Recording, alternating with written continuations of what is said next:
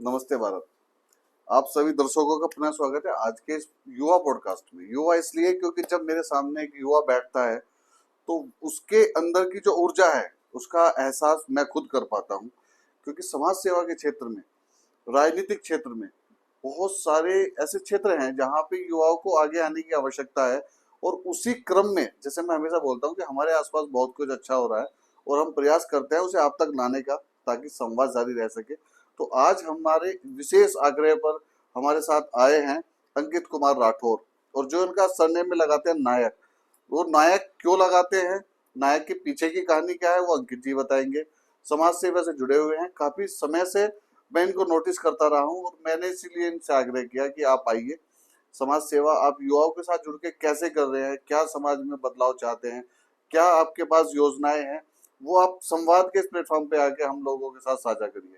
तो अंकित जी, बहुत बहुत आभार और धन्यवाद आपका हमारे आग्रह को स्वीकार करने के लिए और संवाद के लिए समय निकालने के लिए। जी, सबसे पहले तो मैं धन्यवाद करना चाहूँगा आपका कि आपने मुझे इस लायक समझा। और अभी जैसा आपने कहा कि अंकित राठौड़ अपने नाम के आगे नायक लगाते हैं, इसकी क्या वैल्यू है?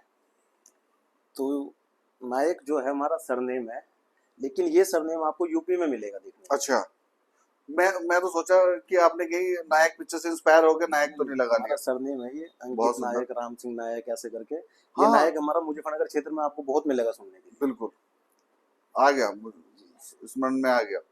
पर मैं यही सोचता था कहीं, अच्छा। क्योंकि क्या होता है एक युवा जब एक अच्छी मूवी देखता है ना तो जोश से भर जाता है। और आपके काम भी ऐसे ही हैं। आप रक्तदान शिविर चलाते हो, रक्तदान के लिए आपकी मैंने बहुत सारी पोस्ट देखी हैं। और आपके पास खुद का आपका ब्लड ग्रुप बड़ा रेयर है। ओ, ओ, आपका वो पॉजिटिव है। और जी, कुछ तो भी, आप कितनी बार आप ब्लड डोनेट कर चुके हैं अभी मैं तक? अब तक 24 बार डोनेट कर चुका हूँ। 18 बार नॉर्मल और 6 बार एसडीपी। बहुत सुंदर। तो और इसी के लिए आप युवाओं को प्रेरित भी करते हैं। हाँ, इसके लिए युवा हमारे साथ बहुत ऐसे युवा जुड़े हैं, हरिद्वार के भी हैं, और वो यहाँ से अन्य क्षेत्र के भी काफ़ी लोग हैं। करीब डेढ़ डेढ़ 2 हज़ार लोगों की टीम है हमारी। बहुत सुंदर। व्हाट्सएप पे हम कम है, लेकिन अगर हमारा कोई केस ऐसा होता है भाई वो दिल्ली का है, तो हम एक व्यक्ति को वहाँ पे सेंड करते हैं अपना मैसेज, वो अपनी टीम वहाँ पे देखते हैं। अच्छा, आप लोग कोई ऐसे कैंप नहीं लगाते जैसे और लोग कैंप लगा के डोनेट करते हैं, उस तरह की सुविधा नहीं आप देते? ब्लड कैंप में हम लोग डोनेट करने के लिए मैं तो एग्री नहीं हूँ, और मैं अपनी टीम को भी एग्री नहीं करता उस चीज़ के लिए। हमारा ये है कि अगर रिक्वायरमेंट पे हम किसी को डोनेट करते हैं वो ज़्यादा सही है। फर्क क्या है उसमें, मतलब आप ऐसा क्यों है? फ़र्क ये है, कई बार हम ब्लड कैंप में ब्लड डोनेट कर देते हैं, हम्म। लेकिन किसी को इमरजेंसी ज़रूरत पड़ती है हम्म। तो वो उसे मिल नहीं पाता। हम्म। 4 दिन पहले हमने डोनेट कर दिया और 5वें दिन उसे जोड़ दे तो नहीं मिल पाता उसको, वो किसी और और को चला उस जाता है। कंडीशन में ये है कि हमने 4 दिन पहले किया था और वापस हम दे भी नहीं सकते। वो दे भी नहीं सकते, और दूसरी बात ये है, अगर हम डायरेक्ट पेशेंट को डोनेट करते हैं तो उसे उसमें कुछ ना कुछ अमाउंट में बेनिफिट मिलता है। बहुत ये, और एक अच्छा एक पुनीत कार्य भी है। जी, अगर तो आप आपने एक टीम, आपने टीम का कुछ नाम भी रखा है? टीम रक्तदान महादान, रक्तदान ये महादान। 2016 में हमने इस ग्रुप को क्रिएट किया था, और ये आज तक आप लोगों के आशीर्वाद से ऐसे ही चल रहा है और आगे बहुत भी ऐसे सुंदर। ही चलता मतलब अभी देखिए युवाओं की, जब हम समाज सेवा की बात करते हैं तो बड़े बड़े समाज सेवियों का हम जब जिक्र करते हैं, इस तरह के छोटे छोटे कार्य, एक व्हाट्सएप ग्रुप के माध्यम से हजारों लोगों को जोड़ना और उसके बाद रक्तदान जैसी चीज के लिए प्रेरित करना, और जो सही में जरूरतमंद है, जो पेशेंट है, उसको जहाँ पे जरूरत पड़ रही है वहां पे रक्तदान पहुंचाना, ये एक अलग ही तरह का कार्य है। तो हमेशा छोटे छोटे कार्य कई बार पर्दे के पीछे रहते हैं, और संवाद के माध्यम से हमारा यही रहता है कि हम उन कार्यों को आगे लेके आए जो समाज में बहुत पीछे चल रहे हैं और हमें पता भी नहीं लग रहा है। चलिए आगे बढ़ते हैं। इसके अलावा उस संगठन के द्वारा आप क्या क्या कार्य करते हैं समाज सेवा के क्षेत्र में? टीम रक्तदान के द्वारा हम ब्लड का ही अधिकतर ब्लड का ही काम देखते हैं, लेकिन इसके अलावा हमारा एक संगठन और है, भारतीय युवा एकता संगठन, जो अभी पूरे तरीके से तैयार नहीं हो पाया है। हम्म। उसका भी रजिस्ट्रेशन की प्रक्रिया जारी है, जैसे रजिस्ट्रेशन होता है वो फिर धरातल पे अच्छे से उतरेगा। लेकिन इससे अभी इससे पहले आपका राजनीतिक जीवन में भी कुछ आपका रहा है क्या कंट्रीब्यूशन? राजनीतिक जीवन में भारतीय जनता पार्टी में काफ़ी अहम पदों पर रहा हूँ। अच्छा। मंडल के अंदर भी रहा हूँ, बूथ में भी रहा हूँ, और अभी कुछ दिन पहले ऑफर आई थी जिले के लिए, तो उसके लिए मैंने हाथ जोड़ने ही सही समझे। क्यों हाथ क्यों जोड़ लिया आप? अगर एक सामाजिक कार्य है, आपके पास टीम है और फिर डबल इंजन की सरकार है, तो फिर तो आपको जाना चाहिए था, तो आपके लिए सरकार चीजें और आसान हो जाती। डबल इंजन की है, लेकिन अगर हमारा व्यक्तित्व सही है तो हम राजनीति नहीं कर सकते। अगर हम राजनीति करेंगे तो अपना व्यक्तित्व हमें बेचना पड़ेगा, बड़ी बात है। ये हकीकत है। राजनीति आप करोगे तो आपको वही अभी जैसा कहा कि इतनी हिम्मत रखनी है कि भाई का भाई गला काट दे, हम्म। और वो अपने तो बस की नहीं है। हाँ, कह सकते हैं राजनीतिक स्तर आज की डेट में कुछ अलग ही लेवल पे राजनीति चल में रहे भाई हैं। साहब बड़ी रात में कुछ है और सुबह सूर्य के साथ ये नहीं पता चलता क्या हो गया। राजनीति का तो बहुत पुराने कार्यकर्ताओं का सम्मान तो करती है बीजेपी, नहीं, जब आप पदों पे रहे हैं। सम्मान करती है, वो आप भी देखते और हैं। बहुत सारे फेस्टिवल्स देखता हूँ मैं यार, रोज के रोज फूलमाला त्योहार तो डेली है, हर्षोल्लास की पार्टी है। मैं तो आज की डेट में मैं बता दूं, मेरी अपनी विचारधारा ये है कि मैं भारतीय जनता पार्टी को एक हर्षोल्लास की पार्टी मानता हूँ, जो 3 साल का भी उल्लास मनाती है, जो 11 साल का भी उल्लास मना, और जनता की गाढ़ी कमाई से हर रोज उल्लास मना रही है। भारतीय जनता पार्टी ही विचारधारा है हमारी, अच्छा। मैं भी उसी विचारधारा का मैं हूँ। भी उसी। लेकिन एक राजनीति में अपने आप को डालना मुझे सही नहीं लगा। हम्म। वो चीज मेरे लिए मुझे सही नहीं लगी, क्योंकि मैं अपने किसी भाई का गला नहीं काट सकता। राजनीति में आज मैं आपके साथ हूँ और सुबह ये नहीं पता मैं आपके खिलाफ हूँ या आप मेरे खिलाफ हो, कुछ नहीं कह सकते। ये आप आए दिन चुनाव वगैरह होते हैं, इसमें आप देखते भी होंगे। इससे इससे तो बेटर है कि हम समाज सेवी बन के अब छोटे स्तर पे अपनी जितनी सेवाएं हैं उतनी देते रहें। वो ज्यादा सही है। समाज सेवा अगर आप करते हैं तो उसमें आप फ्रीडम है। और राजनीति में आप आके, आप भाजपा से हैं तो आप कांग्रेस के किसी व्यक्ति से नहीं मिल सकते। राजनीति में आके आज के टाइम में अपने व्यक्तिगत संबंध खराब होते हैं, हम्म। और व्यक्तिगत संबंध खराब करना मैं तो नहीं मानता कि सही होगा, क्योंकि कुछ नहीं पता कब किसको किसकी कहाँ जरूरत पड़ जाए। बिल्कुल। वो कांग्रेस से हो या भाजपा से हो या एसपी बीएसपी कोई भी हो। हम्म। तो राजनीति के हिसाब से चलोगे तो नुकसान के अलावा कुछ नहीं मिला, और आज तक मुझे तो राजनीति में कुछ मिला ही नहीं। सही है। तो आपका क्या है, आप क्या चाहते हो कि युवा, जैसे सब लोग बात करते हैं कि नए युवाओं को राजनीति में जाना चाहिए, नए लोग नहीं जाएंगे तो पुराने ही बने रहेंगे, क्या लगता है आपको, नए लोग राजनीति में जाने चाहिए क्या? राजनीति में जाना चाहिए, लेकिन अगर किसी के पास बैकअप अच्छा है तो आज के टाइम में राजनीति वही कर सकता है, और जो हमारे जैसा होगा वो राजनीति कभी नहीं कर सकता। जननायक की कोई वैल्यू नहीं है राजनीति में। ये वैल्यू है, वो चाहे पार्टी कोई भी हो, दरी बिछाओ, झंडे उठाओ और रैली में चलो। हम्म। इसके अलावा और कोई वैल्यू नहीं है। आज अगर हमें कोई जरूरत पड़ी तो हमारे लिए कोई नेता विधायक नहीं खड़ा है, और ये नहीं चाहता सबके लिए। मेरी आप बीती है, मुझे अच्छा। जरूरत पड़ी, मेरे साथ कोई नहीं खड़ा हुआ उस टाइम पे। इसलिए मन विछो हो गया पार्टी से। भाई जब हम किसी के साथ सुख दुख में है तो हमारे दुख में अगर वो साथ नहीं तो उसका फिर साथ होने का फायदा क्या है। सही बात है, दर्द होता है। एक नाम है ऐसा, आज भी अगर मैं उन्हें कुछ कहूँ हरिद्वार के अंदर तो वो मेरा काम करते हैं, छोटे भाई के जैसा मानते हैं, डॉक्टर विशाल गर्ग। विशाल भैया की बात, वो आदमी बहुत तारीफ पाते हैं। और मैं आपको बताते चलूं, ये पॉडकास्ट में शायद तीसरी या चौथी बार है जो उनका नाम बार बार आता है। और कहीं ना कहीं एक स्लोगन उनके कार्यालय के बाहर मैंने एक दिन पढ़ा था, राजनीति जरिया है समाज सेवा का, ऐसा कुछ स्लोगन उनके कार्यालय में पढ़ा था। कहीं ना कहीं फलीभूत होता भी नजर आता है, क्योंकि एक शख्स की अगर बार बार तारीफ हो रही है, इट मीन्स कुछ तो है। वो हरिद्वार के बहुत कुछ हैं और करते भी हैं। बहुत बार उन्होंने मेरे कहने पे लोगों की हेल्प की है, काश शादी वगैरह में काश राशन अगर वगैरह दिया है। काश अगर मेयर सीट इस बार महिला सीट नहीं होती और उनको टिकट मिल जाता, जो दावेदारी में सबसे आगे वो थे, तो टिकट एक मिल अलग जाता, अलग ही बात हो जाती। लेकिन बहुत लोग टूट जाते उस चीज से। अगर उनको टिकट मिलता, उनको नहीं, अगर जनरल टिकट होता हाँ। तो एक के टिकट में बहुत लोग बिछड़ जाते पार्टी से। हम्म। इसलिए पार्टी ने देखा भाई सबको ना बिछड़ गए, ओबीसी डाल दो, वो ज्यादा सही है। बढ़िया है, बढ़िया बढ़िया। और बताइए आप। और इसके अलावा एक मैं बात करना चाह रहा था, एक सुझाव था आपके पास, हाँ, तो उस वो सुझाव के बारे में हम बात करेंगे। वो वो मैं सुझाव क्या है? आपके माध्यम से जनता के बीच पहुंचाना चाहता हूँ। हमारे हरिद्वार के अंदर, मैं अभी पूरे स्टेट की बात नहीं करूंगा, ये पूरे भारत की नहीं करूंगा, लेकिन हमारे हरिद्वार के अंदर कुछ कोचिंग सेंटर ऐसे हैं, कुछ क्या ज़्यादातर 90% कोचिंग सेंटर ऐसे हैं जो बहुत हाईली एजुकेटेड है, हम्म। लेकिन उनके पास ये जो हमारे यहाँ पे जिहाद हो रहा है, हम्म।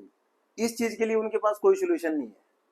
सबसे ज्यादा जो याद होता है या तो वो आपका फैक्ट्री एरिया में होगा या फिर एजुकेशन एरिया में होगा। एजुकेशन एरिया में किस तरीके से होता है, बच्चा 4 बजे कोचिंग के लिए निकला, लेकिन कोचिंग नहीं पहुंचा,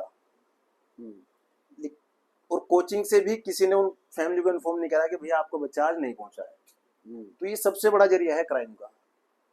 अगर इसी तरीके से हर कोचिंग सेंटर में एक मुख्य व्यक्ति ऐसा हो, अगर 4 बजे बच्चा पहुंचा है और 4 सवा 4 बजे तक वो एंट्री नहीं ले रहा है, तो वो फैमिली को इन्फॉर्म करें कि भैया आज आपका बच्चा हमारे पास नहीं आया। नहीं आया। तो उससे फैमिली सतर्क होगी और कोचिंग सेफ रहेगा।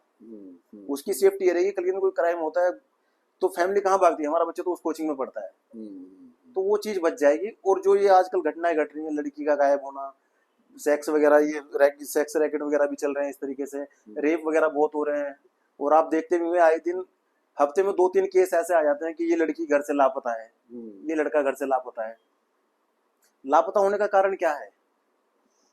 मतलब सूचना अगर आ जाए डेली के डेली, और फिर ऐसा भी हो सकता है कि जैसे बच्चा अगर छुट्टी करके निकला तो एक मैसेज, और उसके वो आज की डेट में हम एआई के युग में है, चीजें इतनी आसान है, एक बार फीड करनी है आपको, एक क्लिक ही तो करना है। हाँ, सबके पास एक और मैसेज सबके पहुंच पास जाए। वॉइस मैसेज आएगा, वॉइस मैसेज डाल सकते हो आप, कॉलिंग डाल सकते हो, वो जैसा आप चाहोगे। लेकिन उससे बेनिफिट बहुत है। अगर बच्चे ने कोचिंग से छुट्टी ली और 6 बजे उसे घर पहुंचना है, वो 8 बजे तक नहीं पहुंचता, वो चाहे लड़की हो या लड़का हो। शायद इस बात से कुछ मेरे भाई बहन मेरी बात को बुरा भी मानेंगे नहीं, बुरा कि मानने वाली हमारी इस बात चीज को नहीं है। क्यों कह रहे हैं, लेकिन अगर ऐसा हो जाता है कोचिंग और सेंटर में। ये सिर्फ लव जिहाद की बात नहीं है, ये सिर्फ एक धर्म को लेके बात नहीं है, ये बात है हमारे बच्चों की सेफ्टी को लेके। बच्चों की सेफ्टी है, दूसरी इससे प्रशासन को भी राहत मिलेगी। आज लड़की कोई या लड़का कोई गायब हुआ, पूरे शहर में हड़कंप मच जाता है। और अगर कोई प्रशासन के थ्रू ही अगर इस तरीके से कोई हमारे जिलाधिकारी साहब हैं, कोई ऐसा नियम पास कर दें कि भाई जितने भी कोचिंग सेंटर हैं वो अपने यहाँ पे एक व्यक्ति को इस तरीके से रखें कि बच्चे के आने के बाद वो फैमिली को सूचना करें। और फैमिली का भी ये नियम होना चाहिए कि बच्चा जब उनका घर पहुंच जाए शाम को, वो उन्हें कॉल कर दें या निकलने के बाद कॉल करें कि भैया हमारा बच्चा निकल गया, और जैसे ही पहुंचता है आप हमें बताना। तो उससे मैं ये नहीं कहता कि 100 के 100%, लेकिन 70% घटनाएं घटित होने से रुक सकती है। अच्छा सुझाव है, ये अच्छा सुझाव है। अगर और ये स्कूल कॉलेज और ये बहुत जगह अप्लाई हो सकता है। आज की डेट में सिर्फ कोचिंग का ही मसला नहीं है, चीजें बहुत सारी हैं, जिम, योगा सेंटर्स, ये सब कुछ है। जिम योगा तो एक अलग चीज है। वो एक अलग नहीं, युवा वहां पे भ्रमित है। आज की डेट में आप भी देखो बहुत सारे केसेस ऐसे हैं कि लड़की जिम के लिए गई और जिम गई ही नहीं। नहीं, ऐसा होता है, यही चीज कोचिंग में होती है। हाँ। लेकिन जिम का क्या है, जिम के लिए उनकी एक ड्रेस सेंस अलग है, वो किस तरीके से जा रहे हैं फैमिली अच्छे से देख रही है। लेकिन एक कोचिंग में जा रहे हैं, वहां का अभी भी थोड़ा सा उस चीज से तो बचाव है, क्योंकि हमारी ड्रेसिंग जो है जिम की और कोचिंग की बहुत चेंज हो रही है। बहुत बढ़िया, अच्छा सुझाव है। और हम भी चैनल के माध्यम से चाहेंगे कि आपकी बात प्रशासन तक पहुंचे। इसमें और अगर जिलाधिकारी साहब ऐसा कोई एक घोषणा कर दें कि भाई सभी को इस तरीके से करना है, तो बहुत जल्द होगा। तो विज्ञप्ति दे दो आप, एक बना के जिलाधिकारी जी को दो सुझाव, एक उसको राइटिंग में लिख के दो। उसके अलावा जो आपको ये आपके द्वारा सही सुझाव मिला मुझे। बिल्कुल, जो सहयोग होगा हमसे, जो सहयोग होगा वो हमसे, हम भी करेंगे, साथ में चलें। देखिए, लोकतांत्रिक व्यवस्था के वाले देश में हम लोग रहते हैं, और हर व्यक्ति को अपनी बात संवैधानिक तरीके से कहने का पूर्ण अधिकार है। अगर आपके पास कोई सुझाव है शासन और प्रशासन के लिए, और वो ये भलाई के लिए ही है, तो अपनी बात कहने में कहीं से कहीं तक कोई मनाही नहीं है। क्योंकि हम तो उस देश में हैं जहाँ लोग भारत माता को गाली भी दे देते हैं। हाँ जी। हैं, तो अभिव्यक्ति के आजादी के नाम पे भारत माता को गाली भी दे देते हैं और मुर्दाबाद के नारे भी लगा देते हैं। हम तो फिर भी लोकतांत्रिक व्यवस्था में रह के एक सही बात, एक सही मैसेज पहुंचाने की कोशिश कर रहे हैं। और मैं मानता हूं कि सही बात को कहने के लिए हमेशा झिझकना नहीं चाहिए। ये चीज फर्स्ट टाइम आपके माध्यम से सोशल लाइट पे जाएगी, सोशल साइट पे जाएगी। नहीं तो आज तक मेरा विचार यही था कि मैं इस चीज को अपने संगठन का मेन मुद्दा बना के उठाऊं। नहीं, ये मुद्दा आपका ही रहेगा, ये आपके संगठन का ही रहेगा, और युवाओं को साथ लेके आप आगे बढ़ो। इससे मैं जैसे हमेशा बोलता हूँ कि अगर हमारे कुछ करने से अंतिम पंक्ति में बैठे हुए अंतिम व्यक्ति के जीवन में 1% भी बदलाव आता है तो हमारा वो प्रयास सार्थक हो जाता है। जी हम बिल्कुल। हम ये नहीं सोचें कि हमने किया तो सब इसको मान लेंगे। कोई भी चीज एकदम से नहीं मानी जाती। नहीं, अब इसके हरिद्वार के अंदर सैकड़ों कोचिंग सेंटर है। अगर सैकड़ों में से 2-4 ने भी ये नियम फॉलो किया, तो शायद जो सैकड़ों हैं वो भी इस चीज़ को फॉलो अप करेंगे। हाँ, धीरे धीरे एक व्यवस्था का पार्ट और बन इस जाती है चीज़ के चीजें। लिए मैं ये नहीं कहूँगा कि प्रशासन ही इस चीज़ के लिए आ गया है। जिन परिवार के बच्चे कोचिंग में पढ़ते हैं, इस चीज़ के लिए परिवार के लोग भी आगे आके बोल सकते हैं, भैया हमें इस चीज़ से दिक्कत होती है, आप इस चीज़ को इस तरीके से करो। बहुत सुंदर विचार और बहुत अच्छा सुझाव है। इसी क्रम में आगे बढ़ते हुए बाकी युवाओं के लिए क्या संवाद है, क्योंकि अभी देखो युवाओं का संवाद है और युवा बैठा है, तो संदेश युवाओं तक जाना चाहिए। आप क्या चाहते हो कि युवा आगे बढ़ के हरिद्वार का युवा, हरिद्वार में अब राजनीति समाज सेवा ये बहुत होती है। मैं अक्सर बात करता हूँ, मेरे पास समाज सेवी तो बहुत आते ही हैं। समाज सेवी का क्या है, मैं अपने आप को समाज सेवी नहीं कह सकता अभी, क्योंकि समाज सेवा वही है जो हम सच्चे दिल से और किसी जरूरतमंद के लिए करें। तो आप ब्लड डोनेट कर रहे हो तो समाज सेवा ही हुई लेकिन ना। अगर हम आपसे लेके हम अपना नाम करके किसी को कुछ दे रहे हैं और उसे बहुत अच्छे से सोशल साइट पे शो करा रहे हैं कि हमने आज 51 रुपये इसको दिए, तो वो चीज़ गलत है। देखिए क्या होता है अंकित जी, सबका करने का तरीका अलग है। एक एक चीज पता क्या होती है, ये होता है कि चलो कुछ कर तो रहा है, नहीं, कुछ कुछ चीज ऐसी है। Something is better than nothing. कुछ नहीं से कुछ हमेशा अच्छा होता है। और उनकी अगर वैसी भी नियति है ना, तो वैसे में भी ठीक है। नहीं, वो आपकी बात सही है, कुछ ना करने से कुछ तो है, वो हाँ, ज्यादा सही है। लेकिन आजकल हमारे हरिद्वार के अंदर युवा नेता भी बहुत है और समाज अरे सेवी भी बहुत है। ये हरिद्वार की कहानी नहीं है, ये हर जगह की कहानी और है। जो युवा नेता है वही समाज सेवी है। हम्म। बस उनका प्लेटफॉर्म अलग होता है। अगर वो किसी पार्टी के साथ खड़े हैं तो युवा नेता है, और कहीं आप जैसे मंच पे आ गए हम्म। तो वहाँ समाज सेवी है। चलिए बहुत बढ़िया, अच्छा सुझाव रहा आपका। और पारिवारिक हमने बात ही नहीं की। परिवार में कौन कौन है? परिवार में 3 भाई हैं और 3 बहन हैं, मम्मी पापा हैं। और आप कौन से नंबर पे हो, सबसे छोटे में? मैं दूसरे नंबर पे हूँ। दूसरे नंबर पे। और पारिवारिक आर्थिक स्थिति थोड़ी मेरी नाजुक है। परिवार में बहन की शादी हुई थी और शादी करने के बाद 4-5 महीने बाद जीजा जी एक्सपायर हो गए। अरे। और उससे पहले भी मतलब कोई ना कोई ऐसी अड़चनें आती रहती हैं। 2018 से पापा पैरालिसिस के पेशेंट हैं, तो परिवार की जो बागडोर है वो मेरे ही तो ऊपर है। कहीं आपका जो ये मोह विच्छेद हुआ पार्टी के साथ, उसमें कहीं पिताजी का पैरालिसिस वाला सीन तो कहीं ऐड नहीं है? हाँ जी, क्या हुआ? उसकी तो अहम भूमिका रही इस चीज के अंदर। अगर हम किसी पार्टी को अपना तन मन धन हर तरीके से सौंप रहे हैं, तो पार्टी को भी हमारे लिए कुछ करना चाहिए। वो चाहे कोई भी पार्टी हो। अगर एक कार्यकर्ता आपके लिए झंडे लेके चल रहा है, रैली जुलूस वगैरह में चल रहा है, आपके लिए पब्लिक को इकट्ठी कर रहा है, धूप गर्मी ज्यादा बरसात कुछ नहीं देख रहा है, तो पार्टी का भी फर्ज बनता है कि उसके लिए कुछ करे। लेकिन मेरे साथ ऐसा नहीं हुआ। जब मुझे जरूरत हुई तो मेरे लिए हाथ ऐसे खड़े हुए। हम्म। तो उस टाइम पे मैं फिर एक बार नाम लूंगा, उस टाइम पे मेरे जो काम आए वो हमारे बड़े भाई साहब हैं डॉक्टर विशाल गर्ग जी, वही मेरे काम आए उस टाइम पे। तो हमारे नगर के विधायक हैं, मुझे कोई हेल्प नहीं मिली उनसे। और उस टाइम की नहीं, आज तक भी नहीं मिली। और ऐसे बहुत मेरे साथ के लड़के हैं जो उसी वजह से आज पार्टी से दूर है, हम्म। जिनके साथ जरूरत के टाइम पे पार्टी ने उन्हें कोई सपोर्ट नहीं की। चलिए, पार्टी से अच्छा है कि अपने संगठन के साथ जुड़े रहें। हमारी शुभकामना है कि आप अपने संगठन को लेकर आगे बढ़ो। और आपके आपने जो आशीर्वाद से। ये बीड़ा उठाया है, आपकी जो योजनाएं है बहुत अच्छी है, कि जरूरतमंद तक आपका रक्तदान महादान का जो अभियान है ये जन जन तक पहुंचे। और इसी क्रम में अगर हमारे लायक कुछ सेवा होगी तो आप हमें निस्वार्थ भाव से याद करिएगा। बिल्कुल संवाद की पूरी टीम और साथ में इंक्लूडेड मी ऑल्सो आपके साथ हमेशा रहेंगे। उसके लिए बहुत बहुत धन्यवाद आपका। तो ठीक है दोस्तों, आज के पॉडकास्ट को यहीं विराम करते हैं और फिर मिलते हैं अगले पॉडकास्ट में किसी नई शख्सियत के साथ। नमस्ते भारत।